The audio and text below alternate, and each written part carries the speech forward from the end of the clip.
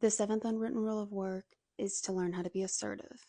I'm Dr. Anna Schmidt. I'm an industrial organizational psychologist, and I research the unwritten rules of work for people from low-income backgrounds. We coded for this thing when our respondents talked about as they moved up higher in their organizations and their social class that they had to learn to be more confident and assertive. Usual disclaimer that qualitative research is not generalizable and that we don't usually use percentages, but to give you an idea, we noticed that about a third of our Black men, and white women participants spoke about this as a theme.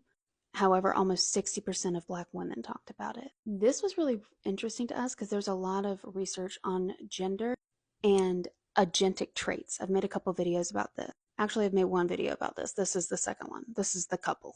So not just in US culture, but this is where I live and do research. So I'll just say in US culture, there is the stereotype that a leader has to have agentic qualities, and that includes being decisive, authoritative, competent, and task-oriented, which would include being assertive. And we tend to say also that men have these traits. On the other hand, we tell women they have communal behaviors, not agentic. So being nurturing, kind, agreeable, people-oriented. Adjectives can describe anybody, but that is how our society is structured over here. So the trouble women run into is that they're damned if they do, damned if they don't. If they act in an agentic way over here, then they're seen as a bitch and not a good woman.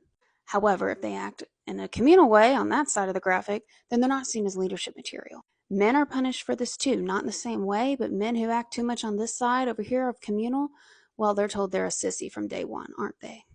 And suspected of being homosexual, which is still stigmatized, sadly. So it's very interesting that when we looked at people through their class experience, that Black men, white women, and white men from lower income backgrounds all talked about having to learn to be more assertive in about the same way.